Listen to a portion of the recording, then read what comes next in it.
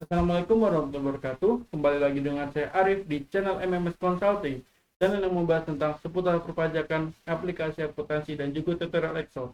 Nah, hari ini saya akan membahas tentang masih seputar e-kirut online. Nah, di sini saya akan membahas ketika teman-teman ingin memulai e-kirut online. Nah, salah satu komponen yang harus disiapkan adalah neraca ya teman-teman. Neraca sebagai saldo awal dari pembukuan teman-teman. Nah, saya akan mencoba menjelaskan tentang bagaimana cara menginput saldo neraca ke dalam e-kirut online dan apa saja treatment-treatment khusus yang harus dilakukan oleh teman-teman ketika teman-teman ingin mengimpor saldo awal di e-kirut online. Yuk kita bahas. Di sini saya sudah membuat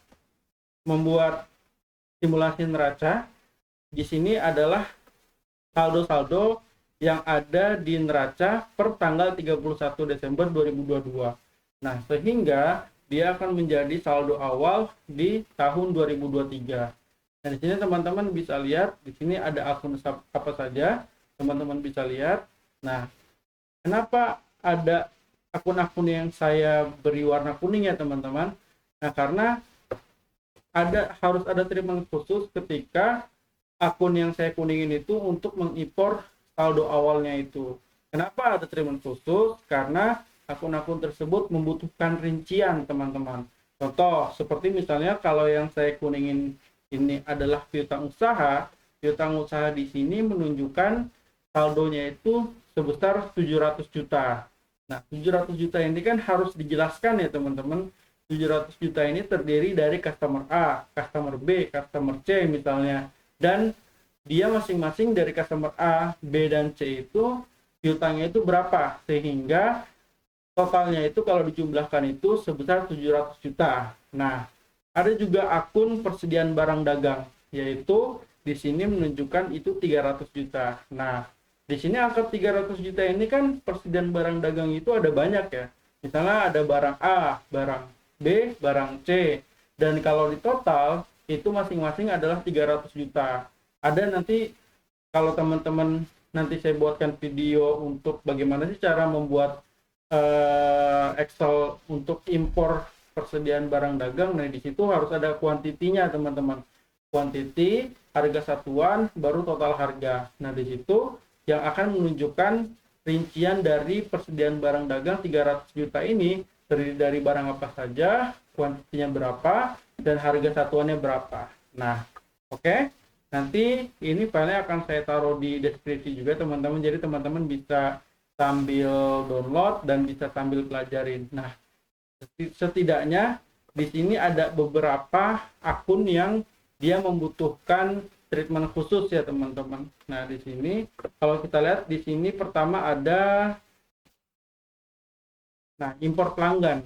Nah, impor pelanggan ini dia sebenarnya adalah sekaligus nih ya. Kita kan kalau ini pelanggan ini berkaitan dengan piutang.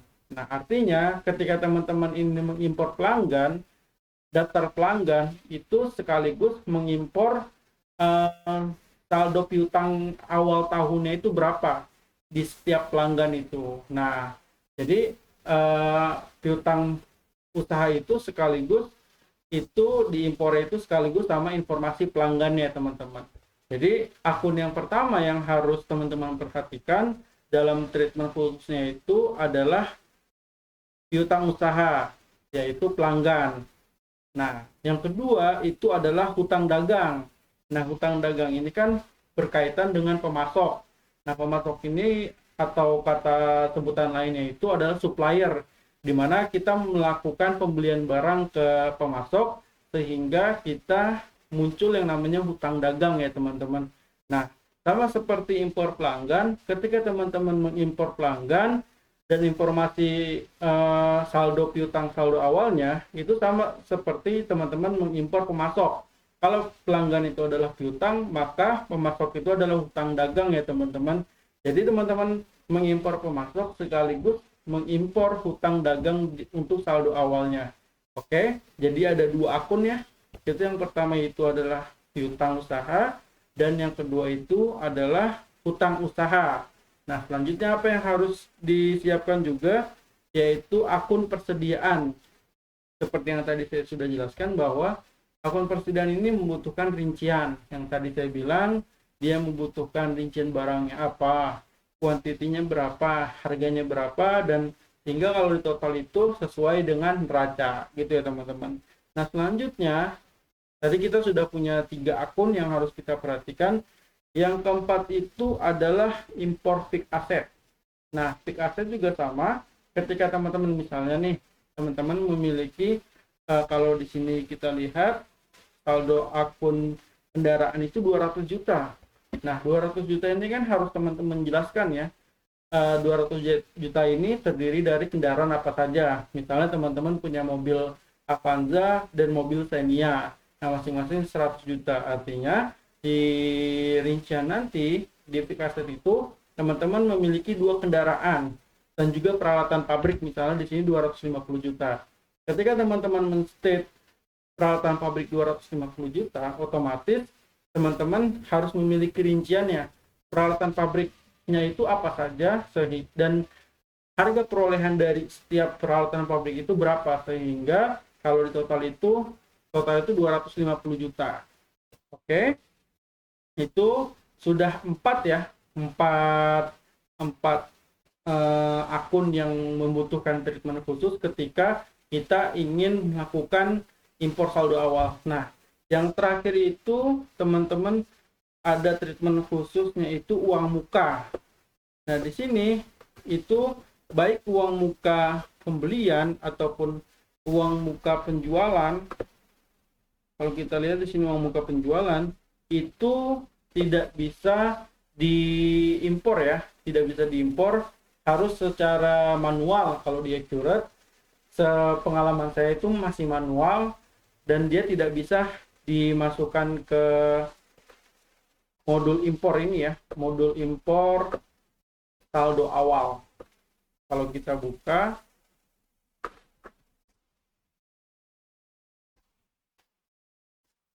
oke.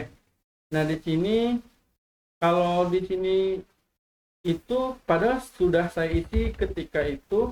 Ini kalau kita buka hide-nya. Nah, ini udah saya isi tapi kemarin saya coba itu tidak bisa keimpor ya. Artinya memang harus secara manual uang muka penjualan dan uang muka pembelian ini diimpor secara manual. Gitu ya, teman-teman. Oke. Nah, bagaimana sih cara buat mengimpor saldo awalnya? Nah, teman-teman ada 2 cara di sini. Yang pertama cara manual atau teman-teman bisa melakukan impor. Nah, saya akan bahas tentang cara manualnya terlebih dahulu ya, teman-teman. Kalau di sini kita buka e-kredit online, maka teman-teman itu masuknya ke jurnal umum. Jurnal umum. Nah, di sini teman-teman masuk ke tanggal 31 Desember 2022. Nah, di sini contohnya saja kalau kita buka filenya, contoh ya. Nah, ini ada kas kecil. Nah, ini kas kecil kita copy saja. Kecil, nominalnya adalah 1 juta. 1 juta. Ini kita lanjut, kita simpan. Nah, kreditnya itu sudah pasti dia ekuitas saldo awal ya, teman-teman. Nah, jadi semua akun ataupun nominal yang ada di neraca itu dia lawannya itu adalah ekuitas saldo awal. Nah, misalnya saja Bank Mandiri ya. Bank Mandiri itu kan dia saldo normalnya itu adalah di debit. Nah, berarti lawannya itu kreditnya itu adalah ekuitas saldo awal ya, teman-teman. Termasuk juga ketika hutang dagang itu kan dia hutang usaha itu dia posisi normalnya itu di kredit, maka lawannya itu di debit itu adalah ekuitas saldo awal. Nah, jadi lawan dari setiap akun itu adalah ekuitas saldo awal. Nanti kalau teman-teman sudah memasukkan semua saldo yang ada di setiap akun, nanti ekuitas saldo awalnya itu akan nol sendiri ya, teman-teman. Artinya neraca yang teman-teman ataupun saldo awal yang teman-teman input itu sudah benar. Nah, ini Ini cara manual ya teman-teman. Di sini teman-teman bisa kasih keterangan saldo awal pembukuan.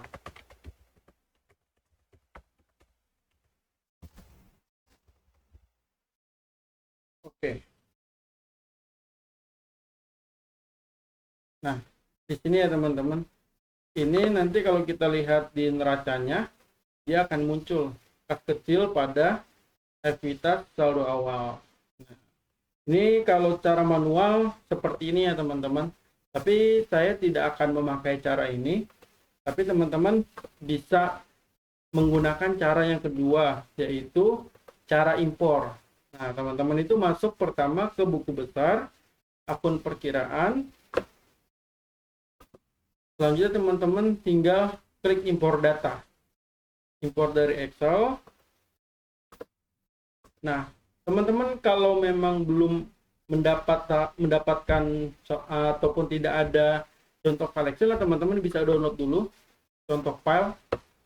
Nanti dia akan otomatis terdownload di sini. Nah, ini kita bisa buka, lihat gimana sih hasil dari contoh filenya itu sendiri. Nah, ini ya teman-teman, ini sudah ada template-nya itu seperti ini ya teman-teman. Nah, jadi teman-teman bisa masukkan saja di sini tipe akunnya apa aja. Nah, nanti di sini ada penjelasan kolomnya. Teman-teman tinggal ikutin saja ya. Di sini contohnya misal ada bank, maka tipe akunnya itu bank. Kode perkiraan dimasukin, namanya juga dimasukin. Yang dikasih tanda merah ini dia artinya wajib diisi ya teman-teman. Jadi tidak bisa teman-teman tidak isi ya. Oke. Selanjutnya kalau kita lihat, nah itu tadi saya sudah buat. Nah, di sini teman-teman bisa lihat bahwa saya sudah buat ya teman-teman. Sudah buat di sini. Gitu. Nah, ini teman-teman tinggal isi saja di sini input saldo awalnya berapa. Saldo awalnya berapa. Nanti teman-teman tinggal save saja. Oke. Nah, kalau udah seperti itu nanti teman-teman tinggal impor saja ya. Di sini juga ada itu tadi saldo awal yang dia tidak memiliki treatment khusus. Nah, bagaimana sih ketika dia yang punya treatment khusus?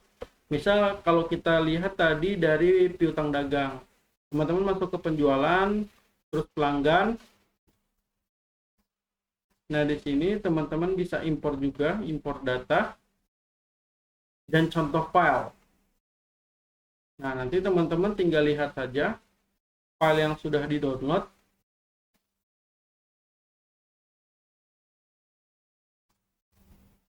File yang sudah di-download. Nah, di sini juga sama. Itu dia ada petunjuknya, petunjuk untuk bagaimana sih cara mengisi tiap kolom yang ada di template impor pelanggan ini gitu. Jadi di kolom ini ada yang dia wajib diisi dan ada juga yang tidak diisi, itu nggak jadi masalah gitu ya. Nah, di sini yang biasanya yang wajib di situ dia dikasih bold warna merah gitu ya teman-teman. Nah, ini untuk pelanggan. Nah, gimana untuk pemasok? Pemasok ya teman-teman tinggal masuk ke pembelian, terus juga pemasok, dan teman-teman tinggal sama impor dari data. Nanti teman-teman bisa ambil contoh filenya. Begitupun juga dengan persediaan barang dagang, sama juga aset tetap ya teman-teman. Aset tetap itu juga ada fitur impornya. Nah, ini bisa ngambil contoh file. Jadi kesimpulannya adalah akun-akun yang ada di perlakuan khusus itu kayak impor pelanggan, pemasok, persediaan, fix aset, dan juga saldo awal akun yang dia tidak membutuhkan treatment khusus, itu sebenarnya Accurate sudah menyediakan template-nya dan teman-teman tinggal download dan isi sesuai dengan petunjuk yang ada di Accurate Online gitu ya teman-teman. Jadi teman-teman nggak perlu input manual gitu ya teman-teman. Dan itu tidak dianjurkan karena memang akan memakan waktu. Nah, gitu ya teman-teman. Jadi di sini saya sudah membuat template-nya. Hari ini saya nggak bahas tentang bagaimana cara membuat template-nya, tetapi setelah semua teman-teman menyiapkan template-template tersebut, teman-teman tinggal impor gitu ya.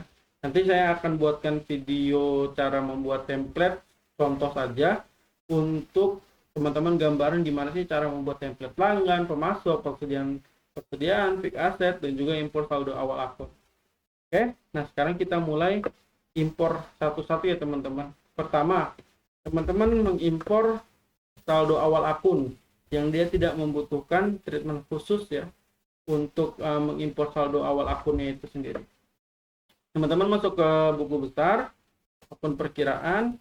Nah, di sini saya close dulu biar bersih, biar teman-teman bisa fokus. Nah, di sini akun perkiraan, ini impor dari Excel. Impor dari Excel. Nah, ini kita langsung saja unggah. Kita pilih filenya. Nah, impor saldo awal akun. Kita unggah. Kita lanjutkan. Nah, di sini itu teman-teman jangan lupa centang melakukan update data jika sudah ada data yang sama pada database ya. Kalau teman-teman nggak ngechecklist ini, maka dia akan mengcreate akun yang sama gitu ya teman-teman. Jadi jangan lupa untuk di checklist supaya ketika akun itu ataupun kode perkiraan itu sudah ada, maka dia akan mengupdate, bukan mengcreate baru gitu, membuat baru gitu ya teman-teman. Yang kita klik lanjutkan.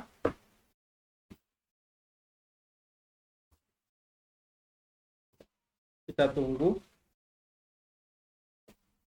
Sambil menunggu kita lihat di daftar laporan, masuk ke keuangan neraca standar.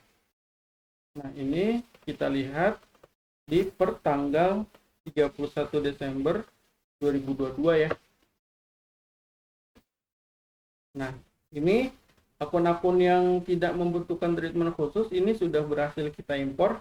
Yang tadi kita masuk ke buku besar, akun perkiraan dan kita impor, itu sudah berhasil ya, ada 92 data berhasil diproses. Kita sampling untuk hasilnya, beberapa akun coba kita cek terlebih dahulu. Apakah sama atau tidak ya teman-teman. Contoh misal kas kecil 1 juta, di sini kas kecil juga 1 juta. Bank Mandiri 23 juta, di sini juga Bank Mandiri 23 juta. Selanjutnya coba kita PPN keluaran 100 juta. Apakah di sini PPN keluaran 100 juta juga? Ya, 100 juta ya. Oke, untuk file pertama yaitu impor saldo awal akun itu sudah selesai. Nah, selanjutnya kita akan mengimpor pelanggan. Oke, seperti yang tadi saya katakan bahwa ketika teman-teman mengimpor pelanggan di modul penjualan dan teman-teman klik pelanggan, maka teman-teman juga akan sekaligus mengimpor saldo awal piutang usaha ya teman-teman. Jadi piutang usaha itu tidak diimpor hanya angkanya saja, tetapi juga rinciannya. Nah, ini kita sama langkahnya itu impor dari Excel, terus kita pilih filenya,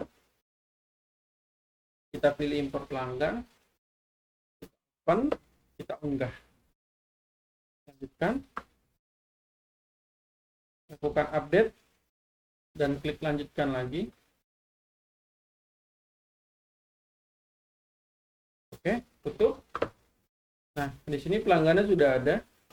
Kita lihat untuk daftar laporan neracanya pertanggal 31 Desember 2022. Apakah piutangnya sudah masuk? Piutang usaha 700 juta. Kita lihat di neraca kita, piutang usaha. Apakah 700 juta? Oke, sudah. Selanjutnya, file yang akan kita impor adalah pemasok. Oke, kita impor. Kita masuk ke pembelian, ke pemasok. Lalu kita klik impor dari Excel, kita pilih filenya dan kita pilih impor pemasok. Udah, lanjutkan, kita checklist, kita lanjutkan lagi. Oke, kita tutup. Selanjutnya kita masukkan lagi import persediaan ya teman-teman. Kita masuk ke modul persediaan, terus kita masuk ke barang dan jasa, kita impor langsung, impor dari Excel, kita pilih filenya dan persediaan, kita open, kita unggah. Kita lanjutkan, lakukan update dan data dan simpan saldo awal sebagai tambahan saldo baru jika sudah ada data yang sama pada database. Kita lanjutkan. Oke, sudah. Selanjutnya kita lihat kira-kira modul apa lagi yang belum. Impor fixed asset ya teman-teman. Nah, ini ada treatment khusus juga untuk fixed asset ya teman-teman. Ini fixed asset. Kita masuk ke modul aset tetap, terus kita pilih aset tetap. Selanjutnya kita pilih impor dari Excel. Kita pilih aset tetap, kita open, kita unggah. Kita lanjutkan,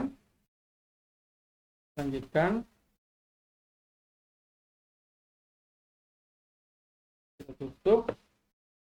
Selanjutnya kita coba lihat dulu bagaimana kondisi neraca kita. Kita masuk ke daftar laporan keuangan dan kita pilih neraca standar. Kita pilih per tanggal 31 Desember 2022 kita tampilkan, dan di sini sudah masuk ya untuk fixed asset.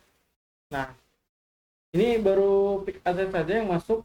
Nah, gimana sih cara agar akumulasinya itu ya muncul, yaitu teman-teman masuk ke perusahaan dan proses akhir bulan.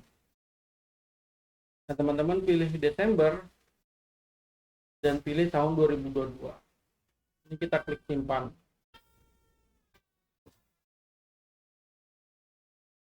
Oke. Nah, jadi proses akhir bulan ini dia fungsinya salah satunya untuk menghitung biaya penyusutan ya teman-teman. Nah, di sini kita bisa lihat biaya penyusutannya.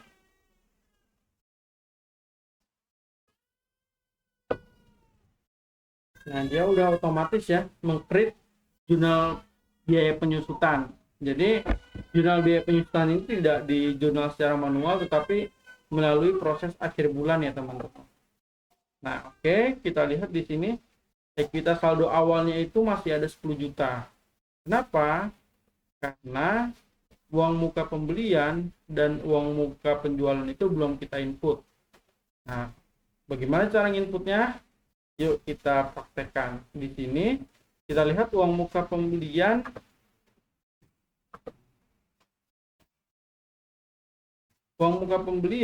dia ada 20 juta. Nah, di sini uang muka pembelian itu ada di pemasok 3. Gimana cara inputnya? Teman-teman masuk ke pembelian, langsung masuk ke uang muka pembelian, dan kita pilih pemasoknya. Kita lihat tadi siapa pemasok 3, kita kopas aja, copy paste. Nah, kita pilih, ini kita pilih per tanggal 31 Desember ya 2022. Nomor PO-nya kita simulasikan saja. Oh, nomor PO nggak usah diisi, nggak apa-apa teman-teman, karena ini dia saldo awal. Tapi nomor faktur itu harus teman-teman isi ya, karena dia nggak bakal bisa kalau nomor fakturnya kosong. Oke, berapa nominalnya? 20 juta ya teman-teman. Kita klik simpan. Nah, di sini ada ya. Dan ini kita proses ke pembayaran. Oke, pembayaran banknya kita pilih Bank Mandiri atau Bank BCA juga nggak apa-apa, karena nanti dia akan dipotong diskon. Nah, di sini ya teman-teman harus perhatikan bagaimana caranya uang muka itu bisa jadi saldo awal. Teman-teman klik dan masuk ke informasi diskon, dan di sini akun diskonnya teman-teman pilih ekuitas saldo awal, masukkan sebesar jumlahnya berapa, yaitu 20 juta.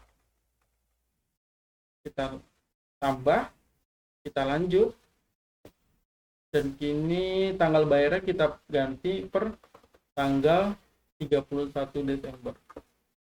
Oke, ini kita klik simpan. Nah, jadi ini nggak pengaruh ya teman-teman mau pilih bank yang mana aja, karena memang dia cuman formalitas saja. Jadi accurate nggak bisa save kalau dia banknya itu nggak diisi. Tapi di sini nilai pembayaran itu kosong ya, karena udah dipotong diskon, yang dimana akun diskonnya itu adalah ekuitas saldo awal. Nah, ini kita klik simpan. Oke, untuk uang muka,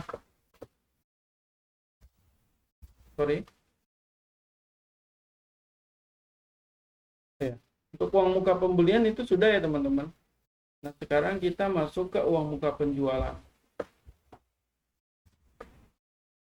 Kita lihat di neraca, uang muka penjualan itu 30 juta. Nah, di sini kita lihat ada pelanggan satu nomor invoice 002, dia sudah melakukan uang muka penjualan ya. Ini kita input, teman-teman balik ke accurate, masuk ke modul penjualan, dan masuk ke uang muka penjualan. Nah, ini. Oke, kita lihat pelanggannya, kita kopas saja. Pelanggan 1,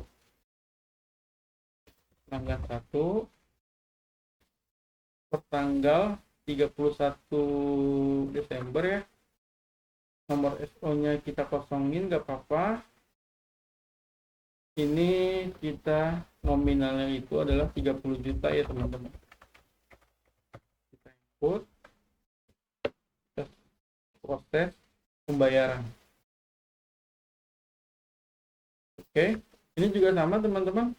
Teman-teman harus pilih bank dulu sembarang. Dan di sini kita pilih per tanggal 31 Desember 2022. Dan di sini sama kita masukkan diskon, itu ekuitas saldo awal. Kita klik tambah. Diskonnya kita masukin dulu 30 juta. Kita klik tambah, kita lanjut, kita simpan. Oke, sudah semua, baik tadi pemasok, impor saldo awal akun, pelanggan, pemasok, persediaan fixed aset, dan juga uang muka. Nah, apakah neraca kita sudah nol di ekuitas saldo awalnya? Coba kita lihat ya teman-teman. Oke, nah ini nggak muncul karena di sini saya tidak menampilkan data dengan saldo nol. Kita checklist dulu supaya yang nolnya itu muncul ya teman-teman.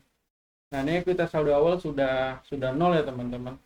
Artinya semua langkah untuk menginput saldo awal neraca di e-karton itu sudah kita lakukan.